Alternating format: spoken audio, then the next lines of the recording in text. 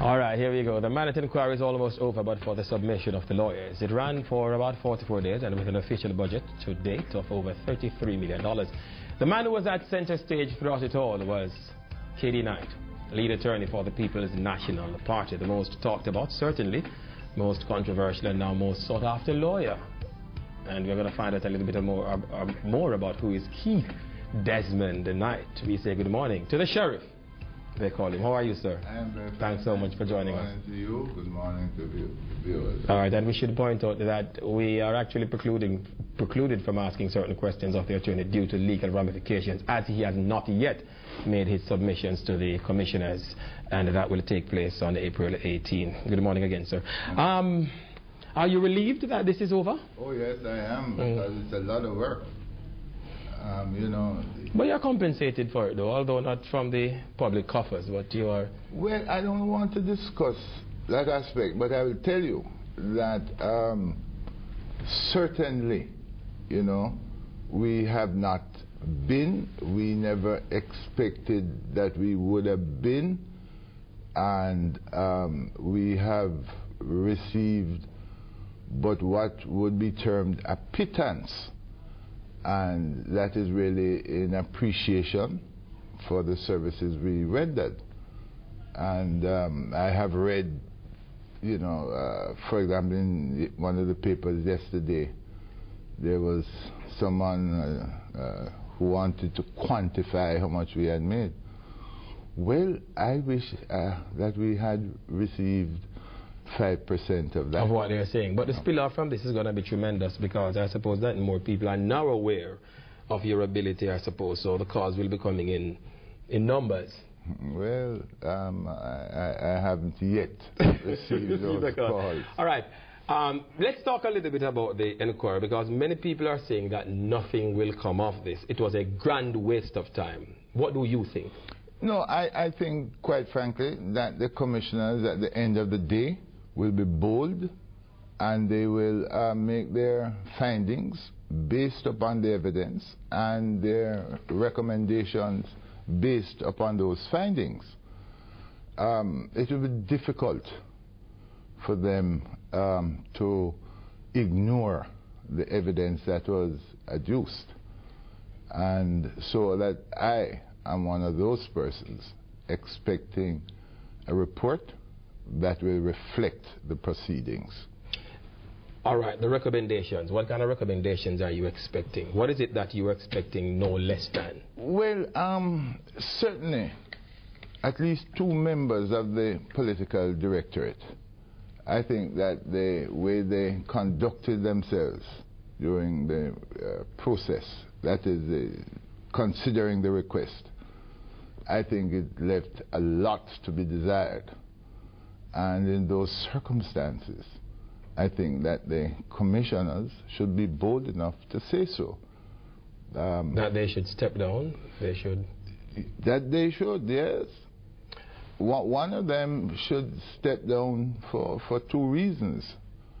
One, I think the veracity was really under some challenge, and I think the knowledge of the law was certainly also not as one would have expected from the holder of such an office. And because of the involvement of the other, when it is not usual, this was the first time that person was so involved in an extradition request. Who are those persons? Well, quite frankly, I think the Minister of Justice and the Attorney General definitely has to go. And I think the Prime Minister, you know, Prime Ministers don't resign easily, but then they go back to the people for a mandate. And I think that's one of the... So you believe that, so you're saying right here that you think that based on what came out of the inquiry, Dorothy Lightburn should resign and the Prime Minister as well should step down. That's what you're saying? I don't think the Prime Minister is going to step down.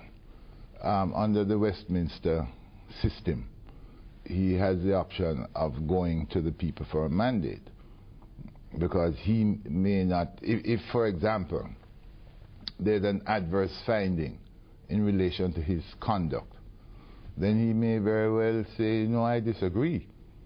And so I want the people of Jamaica to decide whether or not I am fit to be the leader of the country, the prime minister of the country. And so he goes for his mandate.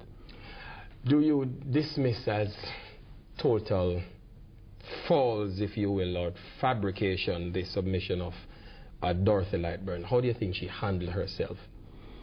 I thought she did quite badly, and I'm being charitable.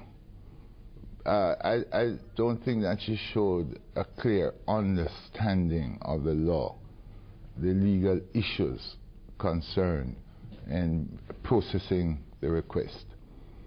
And at the end of the day, when she depended, she said, on Section 13 of the Constitution to sign the authority to proceed, I think she misapplied Section 13, misunderstood Section 13. And if, as she says, the evidence was not there to sign an authority to proceed to have Christopher Coke brought before the court for determination, then I think she failed the Jamaican people. Because if the evidence is not there, then certainly the authority to proceed ought not to have been signed. Yes. But she's saying that because of public pressure. Now, public pressure can't cause, or ought not to cause, an Attorney General stroke Minister of Justice to act in the way she did. Absolutely. I think it is well documented, the relationship with yourself and Dorothy Lightburn, the number of run-ins that you have had. It is probably fair to say that you two are not exactly close friends. And when she actually said what she did at the inquiry about you, kicking the walking past and kicking the chair and say, boy, labor right, fit dead. How did that impact you? No, I was shocked, really shocked, because it never happened. It could never have happened. I don't behave that way. And certainly to have said that she came to my chambers to have lunch with one of the female members of the chambers, and that happened in the waiting room where they were eating. They don't eat in the waiting room. And what would have happened to my foot kicking away a chair that she was sitting on, because she carries some weight, and no one else on Duke Street heard about it. No one else has ever spoken about it. And when I heard, when she said it, I called one of the female members at the time, and she said nothing like that. Nothing. All right. It is so that there are reasons why people believe that you are stridently opposed to women in high office, I suppose, and women in authority, because you made a statement some time ago about the leader of the opposition, to Portia Simpson Miller, questioning her intellectual standing. In hindsight, have you regretted making that statement? No, I don't regret having said what I said then. What I can say now is that I have moved from a position of apprehension, and certainly there was apprehension, to one now of total approval. And it means for me that the learning curve has been extremely sharp.